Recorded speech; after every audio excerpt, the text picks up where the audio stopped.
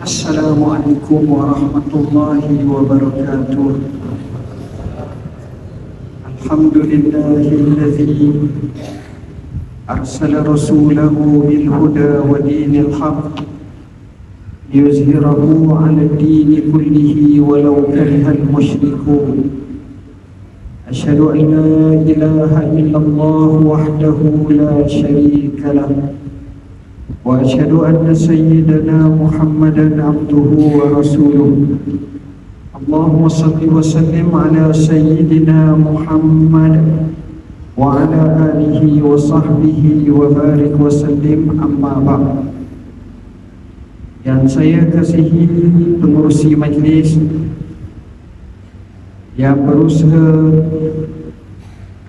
setiausaha majlis agama Islam Melaka, yang saya hormati Datuk Pengarah Agama Islam Negeri Melaka, yang berusaha sahibul fadilah pengurusi atau ketua Baitul Mal Negeri Melaka, tak lupa yang saya hormati pengurusi Masjid Raudah Jannah Al-Bahri, Nur Jannah Al-Bahri, barisan kepimpinannya Ashabul Fadilah, tutup imam, tutup guru, ketua kampung atau ketua MPKK, seterusnya orang-orang besar yang saya tak sempat sebut nama, tanpa mengurang penghormatan saya kepada sekaliannya, para ibu bapa, para guru, tak lupa pada anak-anak hufazul Quran, hadirin hadirat, muslimin muslimat yang saya kasihi sekalian. Pertama dan selamanya, menjadi kewajiban kepada kita untuk merafakkan setinggi syukur kepada Allah kerana banyak sebab. Sebab yang pertama, untuk ditambahkan nikmat kepada kita. La in syakartum la azidannakum. Sebab yang kedua, akan berkekalan nikmat tersebut.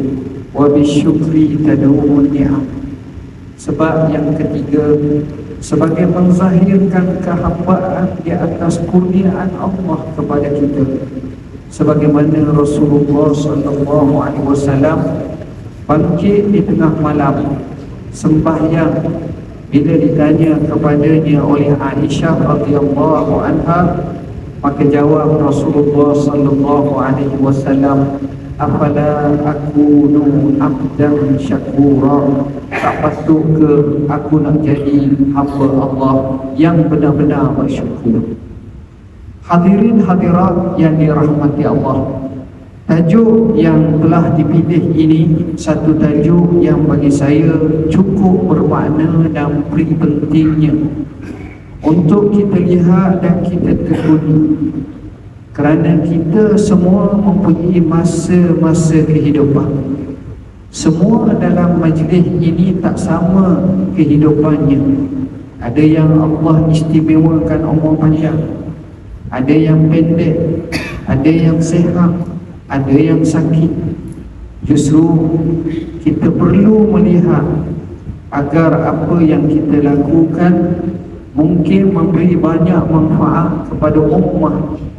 Maka tajuk yang dipilih, satu amal mencipta sejuta manfaat, memberi maksud kepada kita, biarlah kita buat satu-satu amalan, akhirnya manfaat yang akan diperolehi oleh ummah akan terasa.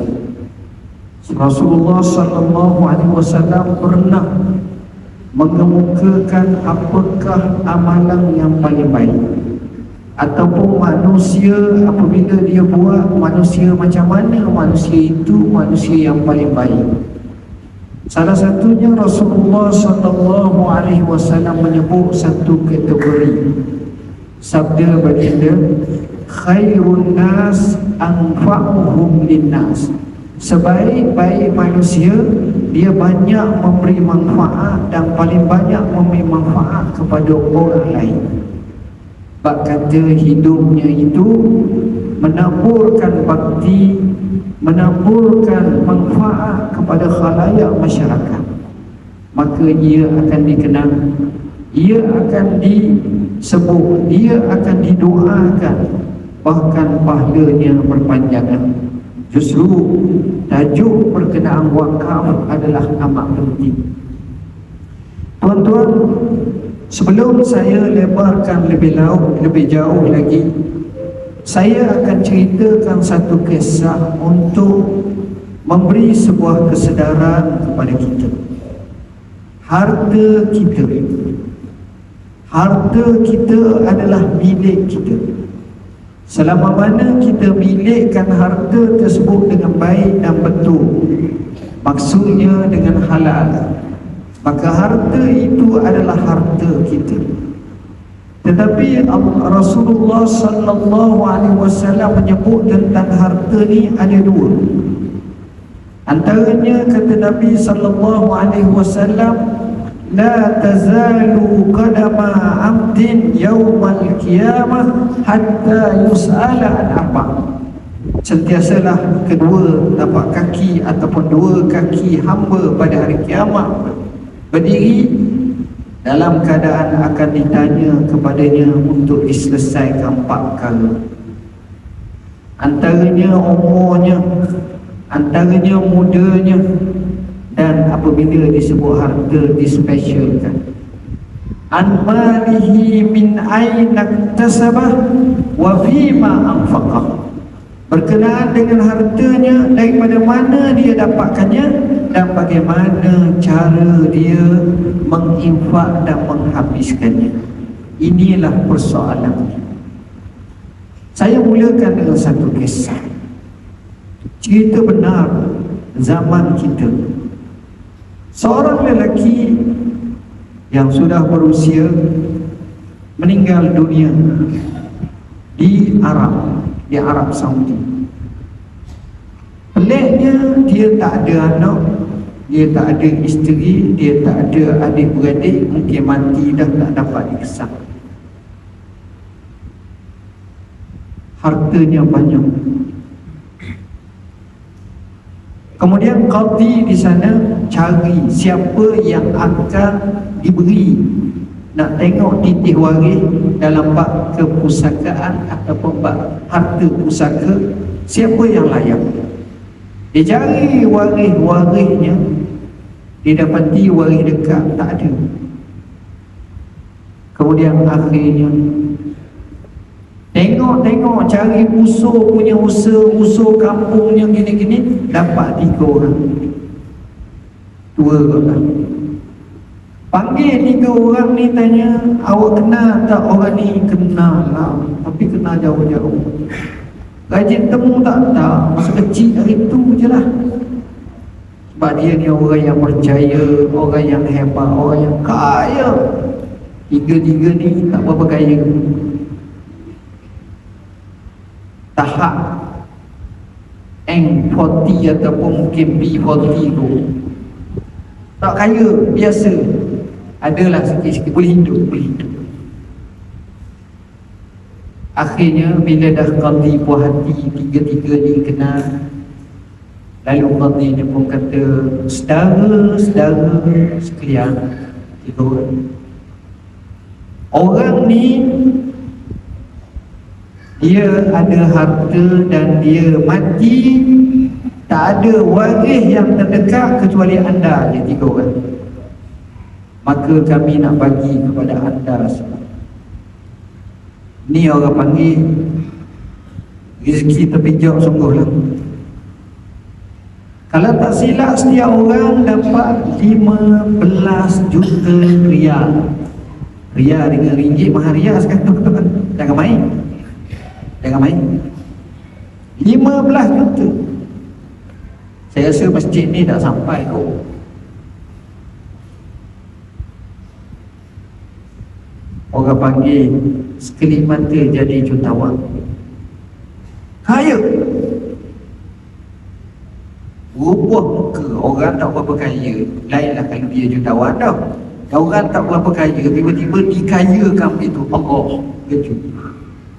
Soalan yang saya nak sebut di sini, tukar ni manusia bukan orang lain. Kita pun sama. Kalau tak ada iman, tak ada Islam, tak ada ketakwaan, tak ada kebaikan, ni baru dapat baru saya. Berapa seorang? 15. Berapa juta? Qadhi ni pun kata, saudara, oleh kerana saudara ni kaya, dah dapat ni, apa kata saudara sedekah sikit duit tersebut, 1 juta ke, 500,000 ke, 100,000 ke, sebagai sedekah infak untuk si mati tu. Ni baru dapat ni, tak sampai setengah jet, tak dapat lagi ni. Tak maaf, saya tak boleh dah. Minta maaf tak boleh. Kenapa? Saya ingat saya ada komitmen nak beli ni, nak beli ni, nak beli ni. Reject, tak dapat. Soalan yang sama pergi ke nombor 2. Boleh tak? Allah, saya punya keluarga ramai, saya tak boleh nak bagi juga. Saya tak nak bagi. Walaupun jumlahnya banyak tak? Kalau kita, apa salahnya asal aku tak ada langsung? Tak, ni manusia ni. Mari yang ketiga. Yang ketiga ni jawapan dia baik, tapi jawapan juga tak nak bagi. Beri paku buah kerah. Apa jawab nombor 3? Dan dia masih hidup nak sedekah, basah. La ilaha illallah. Hang dapat hak dia, hang kata macam tu. Tuan-tuan, untung tak? Tak ada apa-apa. Sebab itu harta kita ni, biar kita ada cara untuk kita belanja sebelum kita mati. Sebelum kita mati, kita kena belanja dulu. Siapa dia orang yang paling baik untuk kita ikut? Kita jawab Rasulullah SAW. Tuan-tuan, saya sebut dalam buku Garis Masa Hayat Rasulullah SAW. Saya tak nak baca lah panjang. Boleh tengok satu-satu kehidupan Nabi. Sehari sebelum Rasulullah SAW wafat, Rasulullah ni dia hidup selama 63 tahun 4 hari. Umur namanya 63 tahun 4 hari. Sehari sebelum wafat, apa Nabi buat? Nabi tengok simpanan dia ada 7 dinar. Ada riwayat kata 9. 7 dinar. 1 dinar ni berapa banyak? 1 dinar mengikut dapatan kajian kami, dia bukan macam dinar sekarang. Kalau dinar Jordan tu dalam RM9.5. Kalau dinar Bahrain tu dalam RM12. Kalau dinar Kuwait tu mungkin RM16. Tapi dinar di sini iaitu emas pure, nilainya lebih kurang dalam RM1,200 kepada RM1,400. Jumlah angka itulah, tengok duit kita. Nah itu ertinya Nabi sedekah semua 7 dinar tersebut. Tak cukup dengan itu, apa lagi Nabi sedekah? Pedang-pedangnya Nabi sedekah, senjatanya Nabi sedekah. Nabi bagi semua. Nabi kosong. Sebelum dia meninggal, dia tak tinggal apa-apa. Dia bagi semua, selesai. Akhirnya Rasulullah SAW, itu cara yang dibuat. Jadi pada malam ni, sebagai mukaddimah yang saya sebut tadi, kita nak bincang secara khusus bagaimana sebenarnya harta kita. Harta kita ni ada berapa jenis? Satu harta milik, satu harta pakai, Satu harta guna, satu harta tapi tak ada apa-apa. Harta milik ni mana kita milik. Tengok dalam bank ada 100 ribu, 500 ribu, 1 juta, 2 juta, kita milik. Tapi harta kita pakai, baju kita ada 3 almari, yang kita pakainya 4 lah je. Hak tu dia pusing, hak lain jadi simpanan je. Tengok kita, harta yang kita makan, kadang-kadang kita geram ke udang galau, kita geram ke asam pedas, kita makan 2 buku, 3 buku daripada ikan tenggiri itu je, hak lain tak akan ada. Walaupun kita buang banyak, maknanya hak tu kita makan. Kadang-kadang ada orang kaya tu tak boleh makan, dia minum air sejuk, roti kering. Kenapa? Gaul, darah tinggi, kecil manis, kolesterol, cukup molek. Dia milik kan? Tak ada apa. Jadi dengan sebab itu, bila kita faham harta macam ni, Nabi sebut ni'mal malus salih fi yadir rajulis salih, sebaik-baik harta di mana dimiliki oleh lelaki yang saleh. Kenapa? Dia akan fikir nak buat hal baik. Yang ini yang lahirnya satu amal dia, 1 juta ummah dapat. Dia boleh buat. Kita nak macam tu. Oleh kerana dia baik, dia akan fikir nak buat baik. Saya kisahkan kisah pertama. Sayyidina Uthman ibn Affan, orang kaya. Kalau dia hidup zaman kita, tuan-tuan, Sayyidina Uthman, kalau dia hidup, saya punya pendapat, dia tak akan lari daripada 10 orang terkaya di dunia. Saya yakin. Ni cara dia punya brilian dalam bidang perniagaan, Sayyidina Uthman. Kita hebat-hebat orang kita boleh fight sama Melayu, kadang-kadang dengan Cina, Cingki.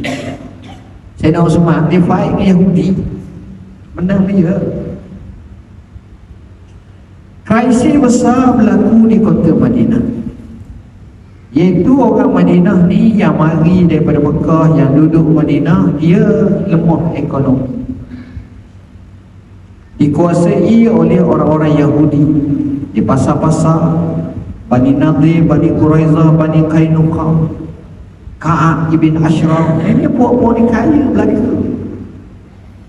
Dia pegang ekonomi.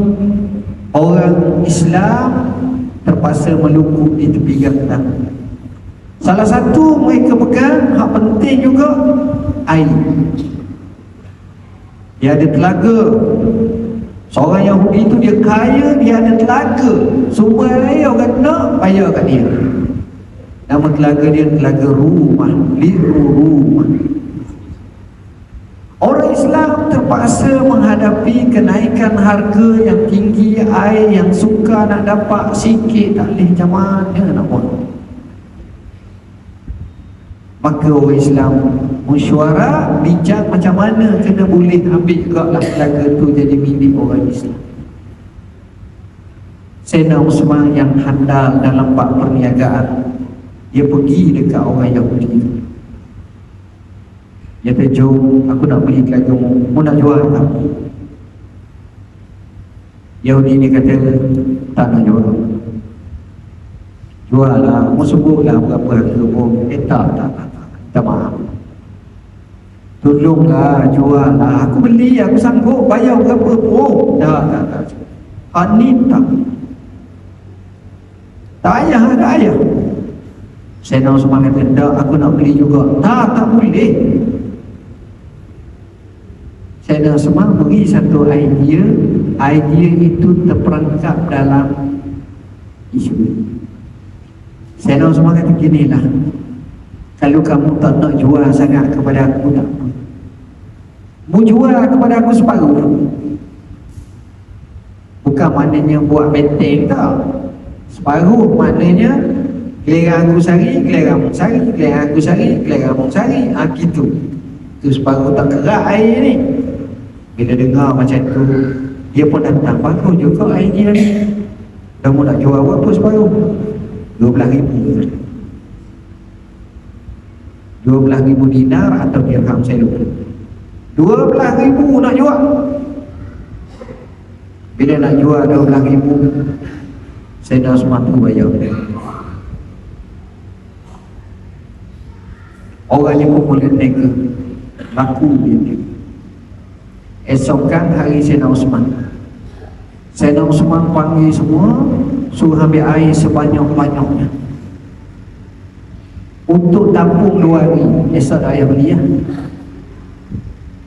Akhirnya dalam masa seminggu tak sampai, dia punya pendapatan tu merosot hampir ke sifar. Sebab orang Islam tak beli dah. Hari giliran Sayyidina Osman percuma, hari dia bayar, siapa nak beli? Dan orang Islam selesai. Dia pun datang kat Sayyidina Osman. Dia kata, "Man, kamu dah jual dah semua malah main air." Sayyidina Osman, "Kamu dah jual berapa?" Macam dulu lah, 12. Tak nak. Aku tak nak dah, 12 cukup dah. Aku ada dah. Dan aku nak lego jugalah, nak habiskan juga. Mu nak jual berapa? 12 tak ada, mahal sangat. Jadi kalau takat 8,000 aku ambil. Dia kata tak apalah, 8,000. Bayar 8,000. Akhirnya krisis air di bumi Madinah oleh masyarakat selesai. Bagaimana pahala? Sayyidina Osman bin Affan dia buat macam tu. Tengok, tuan-tuan dan puan-puan yang dirahmati Allah, kita masuk bab wakaf. Kenapa wakaf ni penting? Kerana wakaf ni lah salah satu daripada ekonomi utama umat Islam dahulu. Tertegaknya banyak institusi pendidikan, begitu juga masjid, surau, madrasah, banyak atas nama wakaf. Al-Azhar wakaf, dan banyak di Turki madrasah tahfiz wakaf, tanah-tanah wakaf, dan mereka berjaya. Mereka ada negeri Arab, tuan-tuan, masalah wakaf ni mereka ada satu nama Kementerian Wakaf khusus bab wakaf, kerana beri pentingnya masalah wakaf ni. Jadi Nabi sendiri suruh wakaf. Dan wakaf juga disebut sebagai sedekatun jariyah, sedekah yang mengalir. Tuannya mati, pahalanya tetap mengalir. Ini wakaf. Manfaat tu dapat, kami akan kisahkan selepas ini. Bila manfaat tu dapat, berapa banyak pahala dia dapat. Ini wakaf.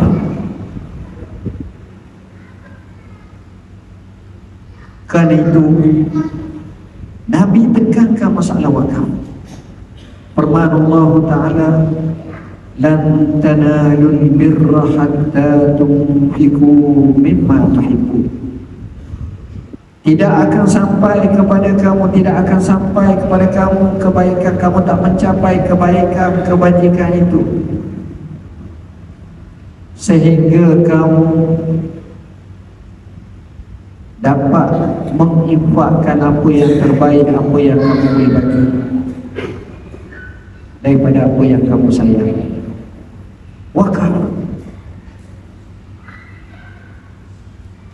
Nabi sebut, "Iza mata ibnu Adam inqata'a amaluhu illa min salas." Mati sahaja kita, semua amalan kita terhenti kecuali 3.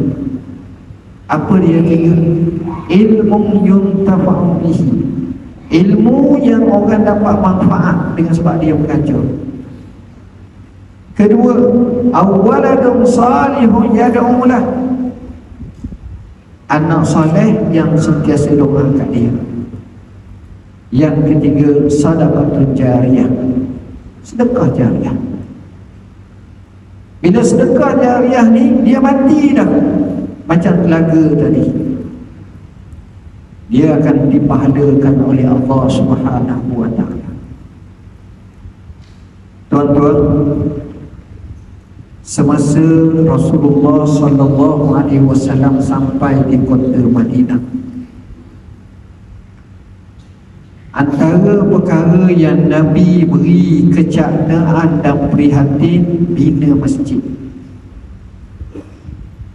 Kalau kita tengok sampai Quba, ada Masjid Quba.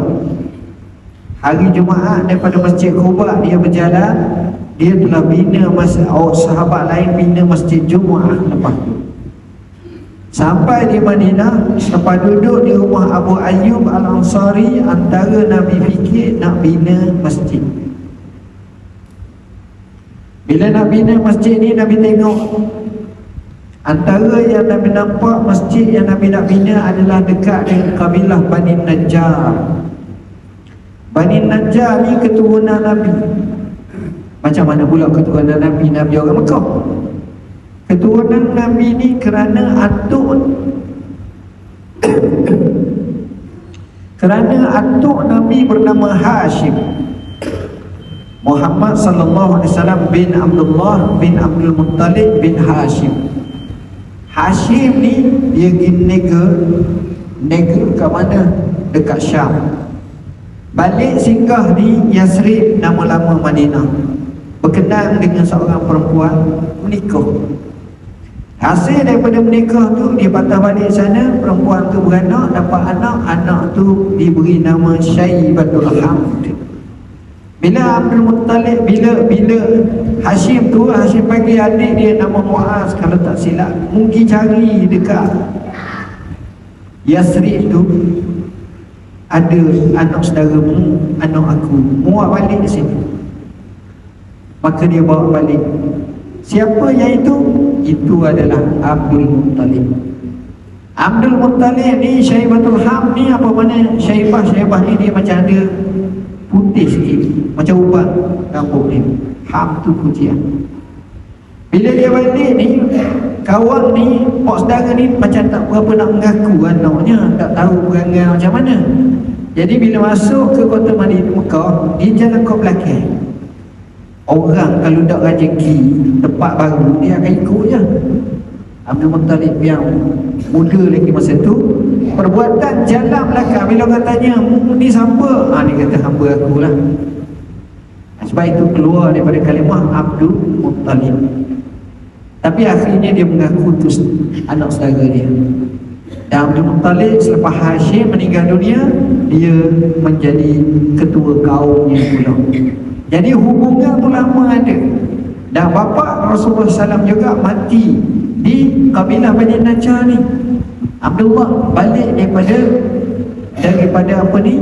Balik daripada negeri Syam.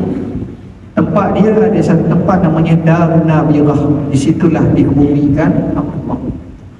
Nabi tengok kawasan tu adalah tempat pokok-pokok khemah lama dah, tak apa-apa. Dan di situ juga ada kubur-kubur lama.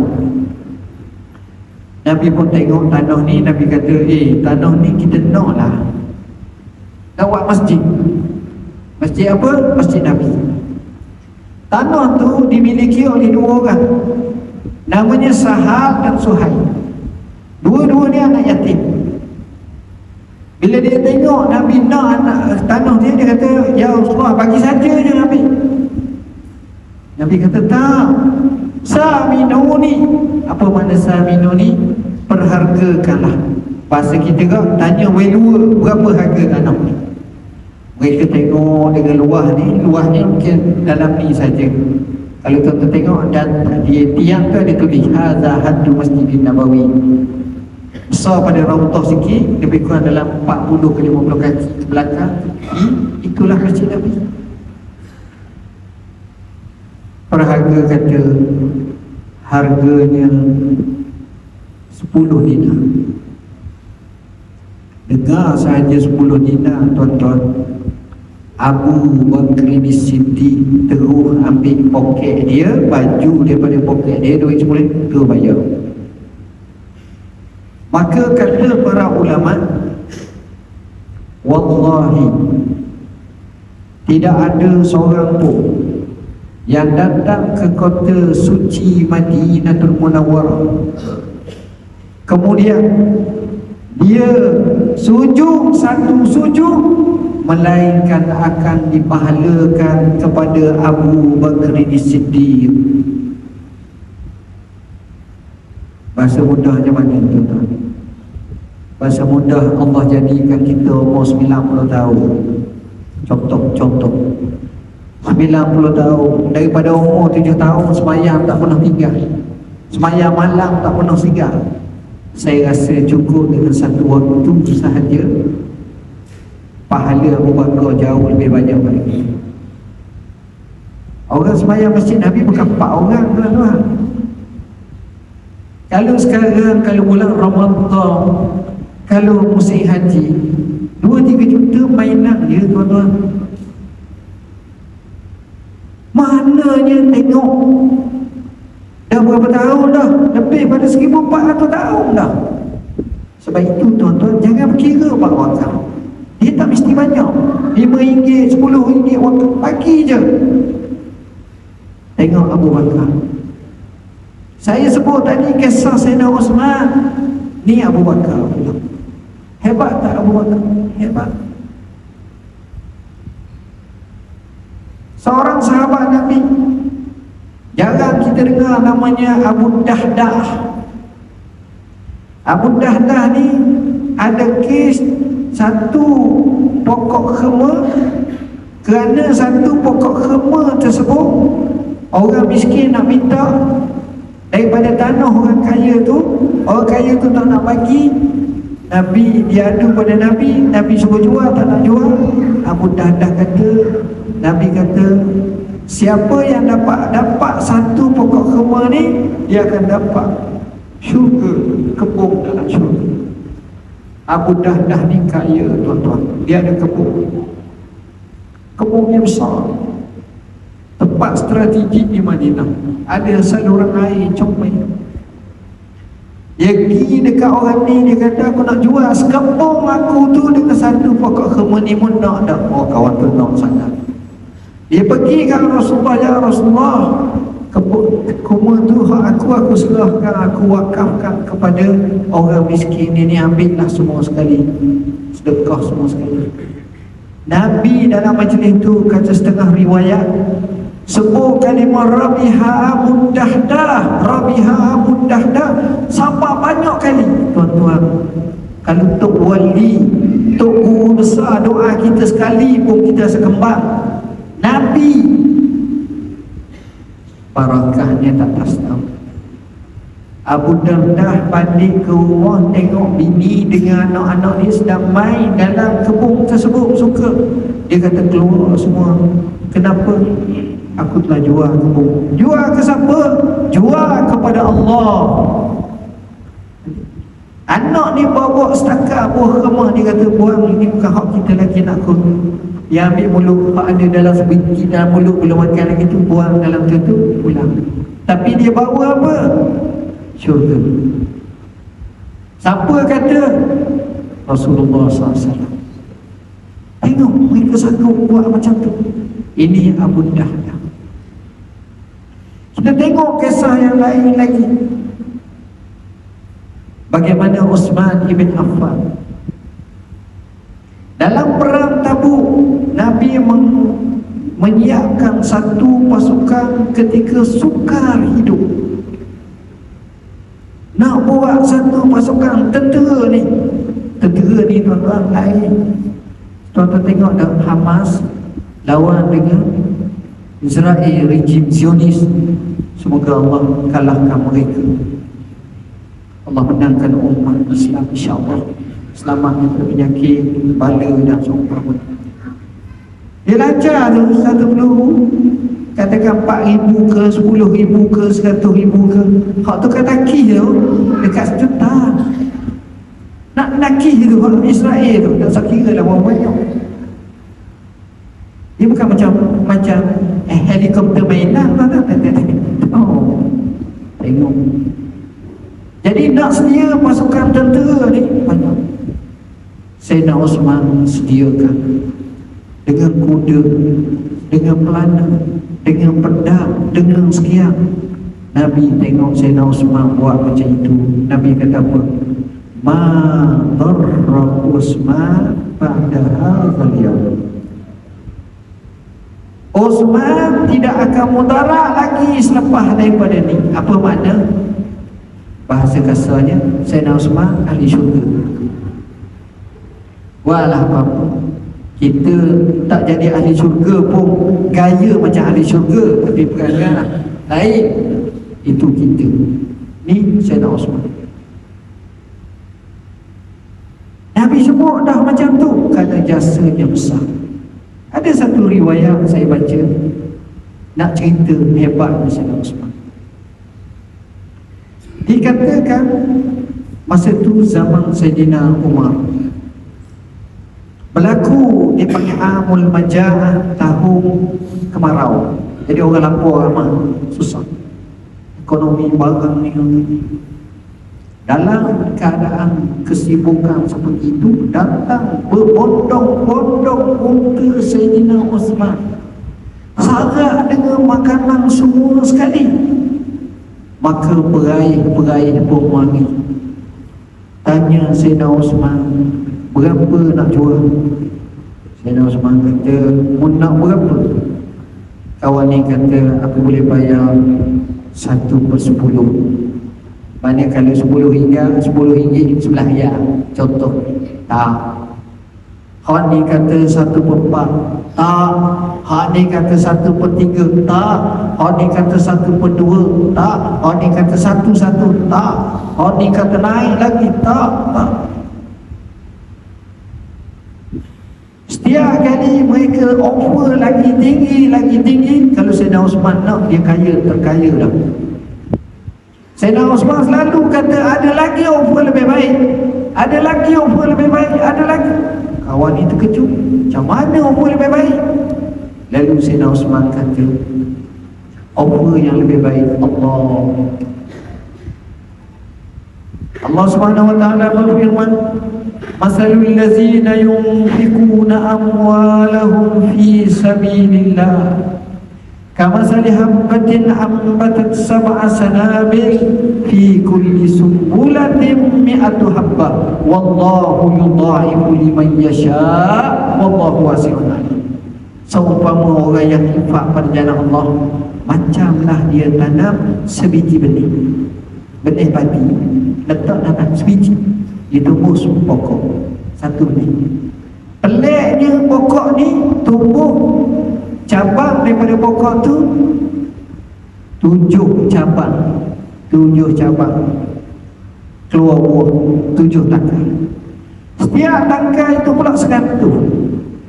Setiap 100 tu mana 700. Tuan-tuan tanya Marti, dia tanya, dia cek dia guna padi jenis apa pun, ada dah sebatang pokok tu tumbuh keluar 7, 1 tu 100. Jawab dia tak ada. Kerana ini manusia sekarang ni offer Tuhan akhirat. Kalau ada sekalipun, Allah tambah lagi ayat belakang, wallahu yudha'ifu liman yasha'. Allah boleh ganda lebih daripada itu lagi, berganda-ganda lagi, berlipat ganda lagi. Allah, ni janji Allah. Jadi Sayyidina Osman tengok unik tuan-tuan. Sayyidina Osman sedekah semua, reda ekonomi. Siapa pergi ke Mekah sekarang, bukan saya cakap 50 tahun dulu, sekarang.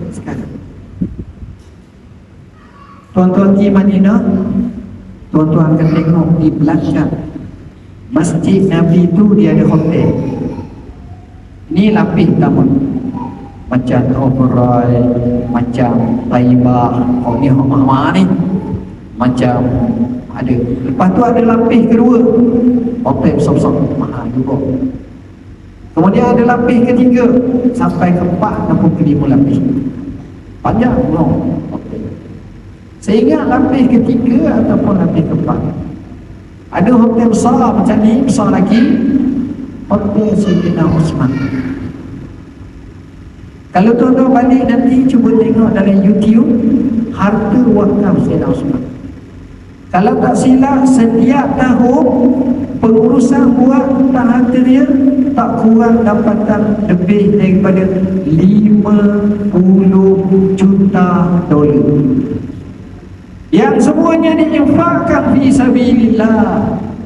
Dia mati berapa tahun dah? 1400 tahun dah. Setepatnya Sayyidina Osman meninggal dunia pada tahun 36 Hijrah, dibunuh ketika sedang baca Quran. Tengok, orang macam ni tak boleh nak lawan, tuan-tuan. Dia punya baik, dia punya infak. Satu hari saya, masa tu saya ingat saya belum jadi mufti lagi lah, ataupun masa awal-awal, saya ni selalu pergi ceramah di Kuala Lumpur, di Selangor, Melaka.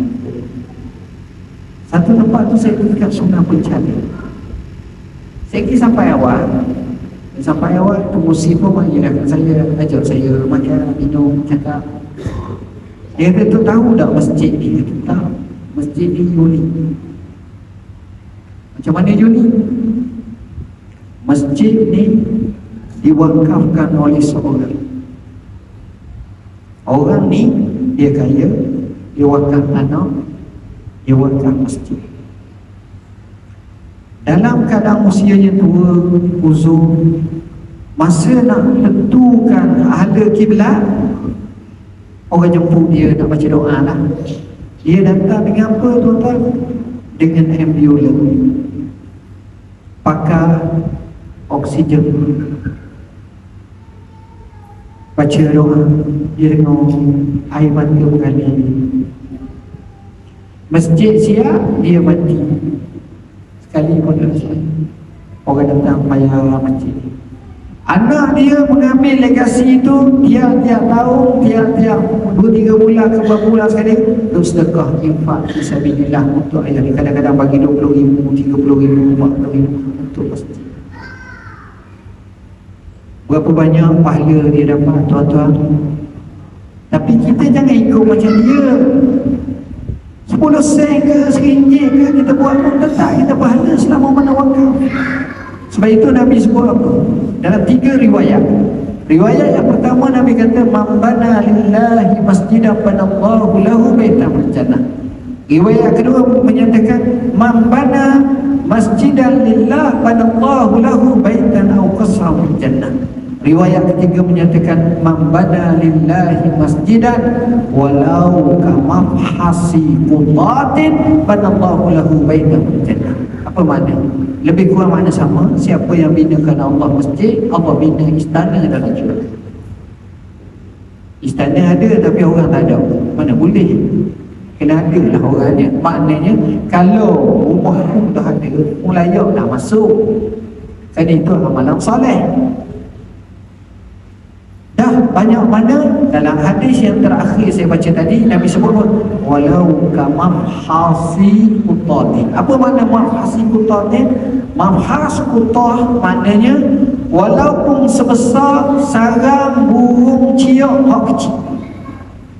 Hak kecil. Kita tengok burung ciok, burung pipit dia ada sarang.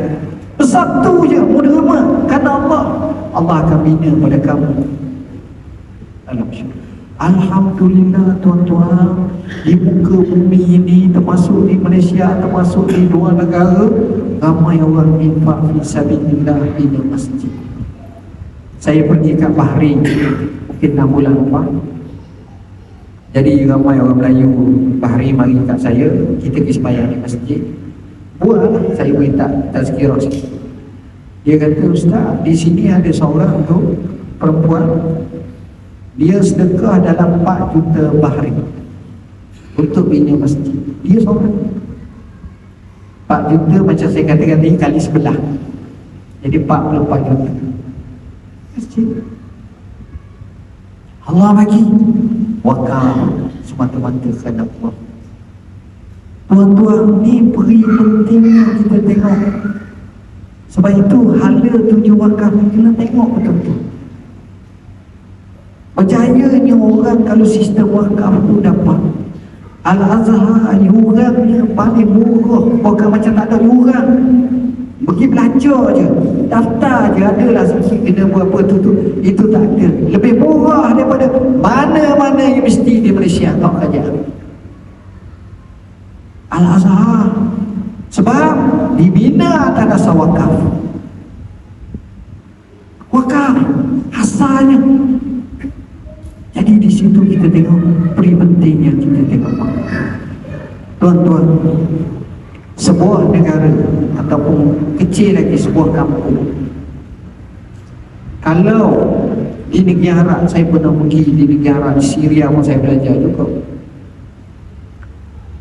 Pernah saya pergi cara kuno dulu, bila kita sampai ke kampung tu, dia tak ajak duduk rumah dia, dia ada satu rumah khas, rumah tetamu bagi kampung. Rumah bahasa Arab panggil manzil, tapi rumah tetamu tu dia panggil manzul. Duduk situ. Jadi orang kampung tu akan hantar susu lembu, hantar nasi, hantar makanan, roti, hantar waktu tertentu dia suka. Tengok, dia bina atas dasar wakaf. Wakaf macam tu. Kadang-kadang tuan-tuan, bila kita tengok macam tu, kita kata, ya Allah, wakaf. Para sahabat suka wakaf, tabi'in suka wakaf, Nabi suka wakaf. Lebih-lebih lagi zaman sekarang, apa kita nak? Wakaf telah diberi fatwa dengan pelbagai. Banyak kita tengok sekarang ni wakaf kitab ada, wakaf perubatan ada, wakaf khidmat. Macam cik doktor, dia wakafkan 2 jam dia khidmat percuma. Wakaf, wakaf semua ada. Telah dibesarkan wakaf ni supaya manfaat tu lagi lama, makin ramai, makin banyak, makin banyak. Kita akan hadapi masalah-masalah dengan ketidaktentuan kehidupan ekonomi. Bukan saya cakap Malaysia, dunia dalam situasi yang membimbangkan. Masa tu macam mana? Sebahagian besar golongan yang bertarung untuk makan minum. Jadi macam mana siapa nak buat? Kalau ada wakaf, selesai masalah tu, mereka boleh makan, boleh hidup dengan tenang, boleh belajar juga dengan tenang. Kita menyelesaikan masalah yang banyak dalam masyarakat. Sebab itu tuan-tuan, usaha pak wakaf ni kita kena buat sungguh-sungguh. Nombor 1 saya nak suka sebut, apa-apa yang kita wakafkan, Allah ganti. Allah ganti. Allah, wa ma anfaqtum min syai'in fahuwa yukhlifu wallahu khairur raziqin. Tidak apa yang kamu infakkan, sedekahkan, wakafkan, melainkan Allah ganti. Dan dia sebaik-baik pemberi rezeki. Dan bila Allah ganti, dia tak ganti sama, dia ganti lebih.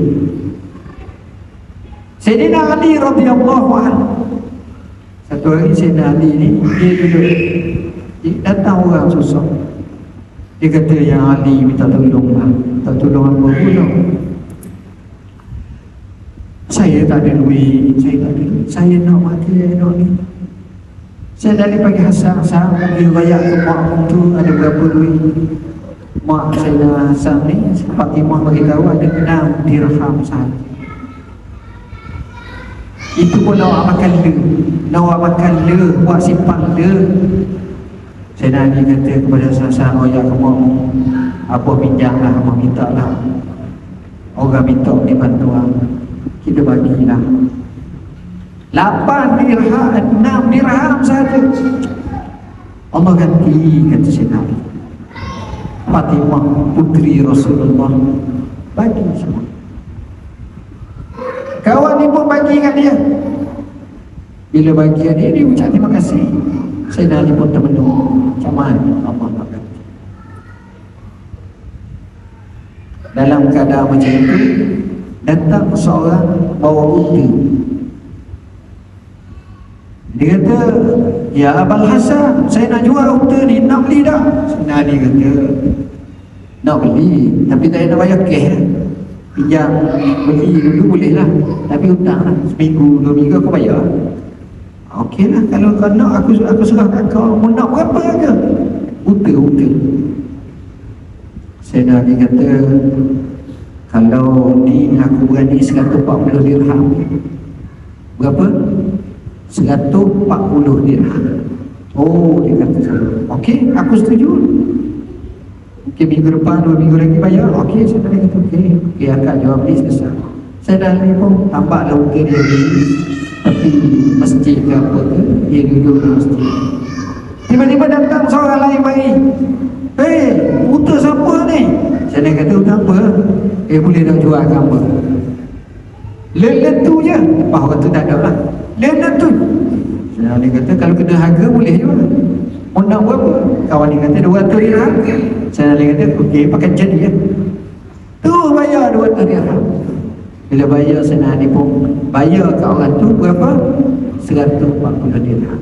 Bagi 60 dirham. Sayyidina Ali panggil Hasan, ya Hasan, bagi kepada makmu ni 60 dirham ni. Allah ganti daripada 1 dirham 10. Ni 60. Ambil. Allah bayar. Allah janji ganti.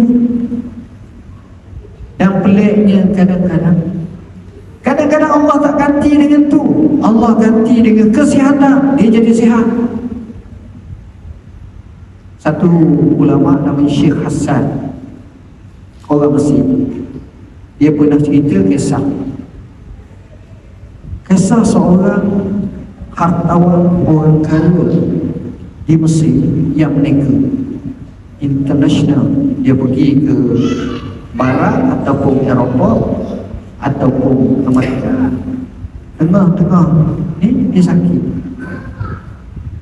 Bila sakit pergi ke klinik yang hebat, cek, dia kata kau ni tak ada harapan dah. Dalam tempoh yang sekejap, kalau tak ada operation, boleh membawa kematian. Jadi macam mana dia mau berubah hidup? Dia kata, ada tak ubat-ubat yang boleh tahan dalam masa 2-3 minggu, sebab saya terpaksa balik ke negeri saya, nak selesai dulu masalah-masalah. Dia kata boleh, dia bagi ubat yang terbaik. Kawan dia pun ambil kapal terbang terus balik ni, cakap dengan anak bini semua sekali. Anak bini pun down habis, dia pun down, muka pun nampak dah pucat, sakit ni, tak ada harapan. Mengambil waktu sisa-sisa bagi hidup dia yang terhad itu. Dia duduk di mana? Dia duduk dekat dengan jabat dia. Jabat dia ni di Kahirah, sebelah tu jalan. Jabat jalan, sebelah tu jabat lagi orang lain pula bangun. Sebelah jalan tu dia duduk tengok ke cermin tu, ada orang jual macam-macam lah, jual daging, jual ni. Satu ketika dia berhati, ada seorang yang sedang jual daging, tapi ada seorang perempuan tua, seorang duduk tepi jual daging. Setiap kali dia beli daging, dia akan kutip baki hak dekat pada parang tu atau pisau tu, dia kikih tu, dia letak dalam plastik. Bukan sekilo, baki hak bekas cicak tu adalah lemak sikit, kutip. Tunggu lama. Orang ni bila dia tengok, dia kata, tak jadi macam ni, macam pelik ni. Dia pun pergi tu. Makcik buat apa? Makcik dia kata, saya ni janda. Saya ada 6 orang anak yatim bawah saya. Jadi saya kutip ni untuk saya buat sup. Kata orang buat kuah, nak cicah dengan roti. Dan dia kata, sebenar cukup berapa? Dapat sekilo bujur sangat. Sebab dia dapat mungkin 100-200 kering je. Penguju tu tunggu kat sepetan.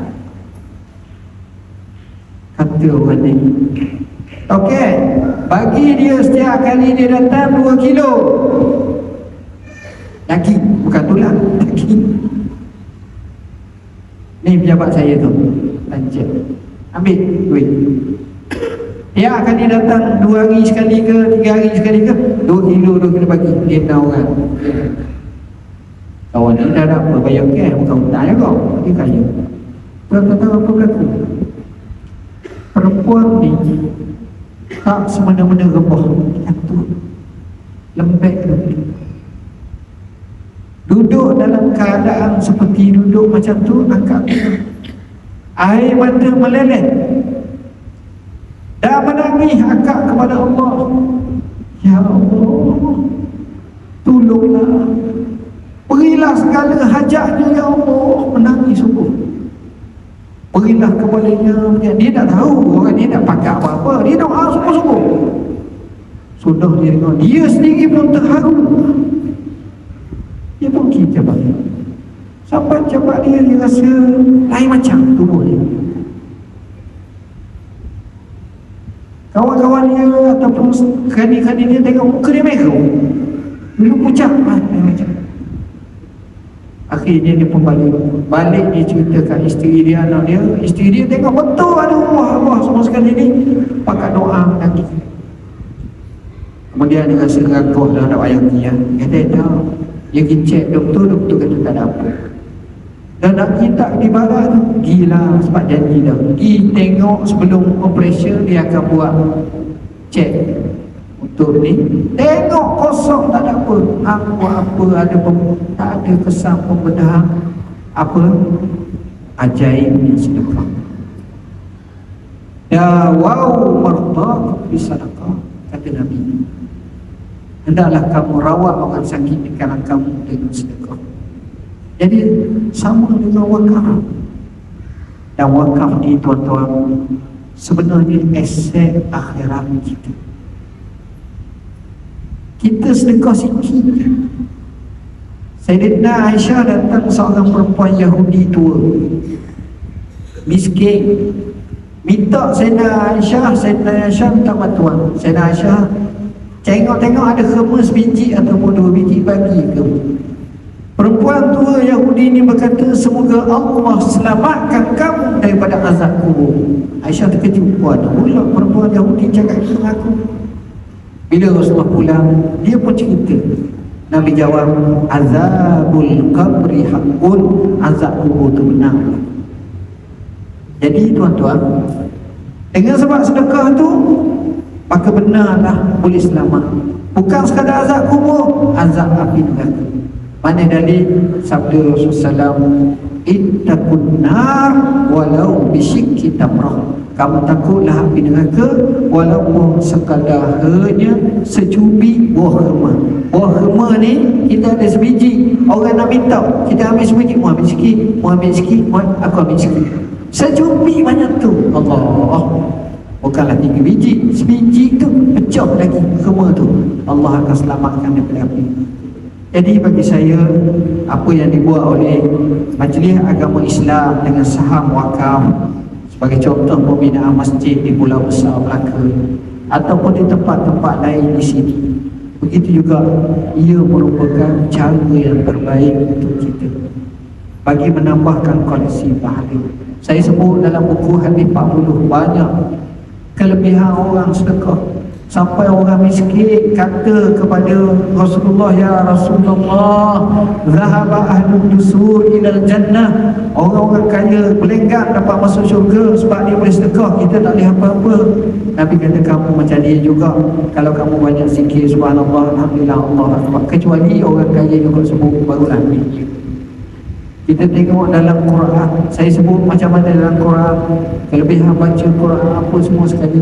Kita tengok orang ni hafiz, kalau kita tak tolong mereka dengan infak, dengan sedekah, dengan wakaf, payah. Kita kena ingat sedekah ni adalah salah satu keajaiban. Sebab kita kalau kita nak mati, kita minta dengan Tuhan satu kerana nak buat satu. Minta dengan Tuhan apa? Minta pas umur. Nak buat apa? Nak sedekah. Law akhartani ila ajalin qaribin fa asaddaqah. Kalaulah kamu boleh tempohkan aku sekejap je, aku nak sedekah. Saya sebut dalam keajaiban sedekah. Kisah seorang lelaki namanya Ali Bana. Ini kisah Nabi. Kaya, hebat, jam dia mahal-mahal ni mubah. Jam dia mahal-mahal semua sekali. Kereta mahal. Dia duduk di mana? Dia duduk di Australia. Doktor cek dia ada penyakit macam jenis kanser. Tempoh 6 bulan dia boleh hidup. Dia tukar kehidupan dia. Dia tumbuh satu yayasan dari segi jamiah khairiyah ataupun kebajikan. Lepas tu dia jual aset-aset dia, jam-jam dia jual, kereta dia jual. Dia pergi ke Afrika, dia tunggu sekolah dia. Allah tempohkan hidup dia boleh lagak sampai 2 tahun. Akhir sekali dia buat satu video.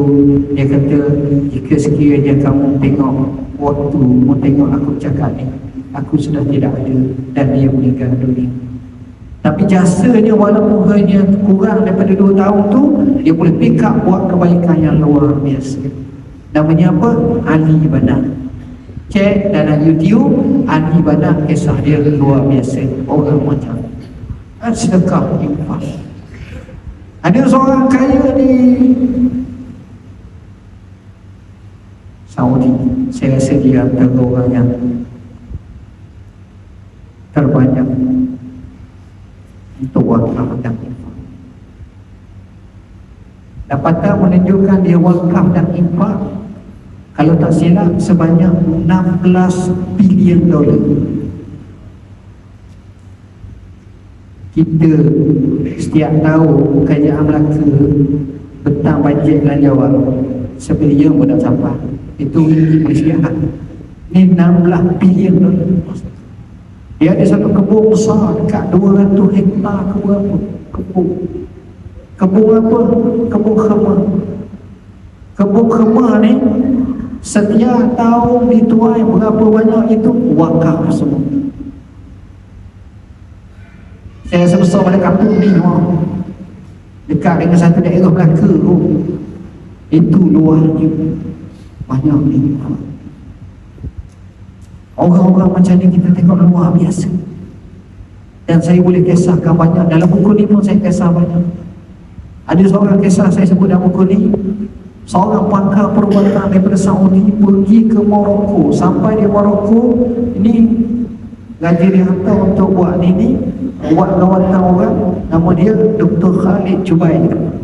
Dr. Khalid Jubair cerita dia tak ada kapal, alat tak cukup, equipment untuk nak rawat tak cukup. Dia jangan susah hati. Dia telefon pula kepada Amir Sultan masa tu. Kawan dia kata, tawakal ala Allah. So tawakal. Datang seorang perawat tu kata, tuan, kalau tuan nak bantuan, saya nak bagi satu nombor telefon. Dia pun bagilah nombor telefon tu. Dia pun telefon nak minta bantuan. Orang kaya Morocco ni kata, dia kata, mari sini lah. Dia ajak mari. Bila dia ajak mari, kawan tu pun pergilah mengikut janji yang telah ditetapkan. Dia pun datang. Bila dia datang, apa yang berlaku? Sudah dia datang, ada dalam buku ni, nanti saya tengok sekejap.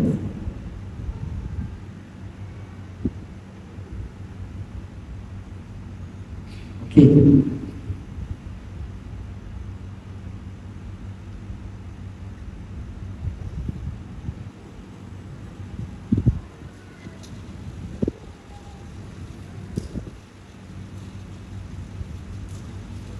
Dr. Khalid Jubair, bila dia datang, kawan dia pun kata, dia cara orang kaya. Dia mari tu, orang kaya ni dia duduk. Syekh ni pun ceritalah, kita ada buat gini-gini. Kata tak apa. Dia tunjuk dia tangan. Dia kata 1 juta cukup. Kawan dia ingat 100,000 je. 1 juta cukup. Allah. Kerani bagi dia 1 juta lalu. Kita minta 1,000, naik tangga, cabut kepala lutut. 1 juta cukup. Lalu kata dia apa? Ini bahasa kasar orang jutawan ni. Dia kata apa? Ketahuilah, muraya kepada kawan-kawanmu semua, wallahi tidak aku bagi 1 juta, akhir minggu ni aku akan dapat 3 juta. Wallahi 3 juta. Jangan bimbang, aku bagi sekarang. Dia sendiri cakap. Ada berani bet. Dia punya email dia tu kuat tu. Ini cerita benar. 3 juta. Lepas tu dia kata apa? Aku ada 4 orang anak. Ni orang kaya ni. Setiap orang aku beri kepada mereka sebuah syarikat kilang dan mereka mendapat keuntungan yang banyak. Ada pun wakaf yang aku lakukan. Tengok wakaf dia ni. Macam mana? Aku pernah wakafkan bangunan untuk pesakit dialisis di mana rawatan mencuci buah pinggang perlu dilaksanakan setiap 2 hari sekali. Kemudian aku juga wakafkan 20 hospital.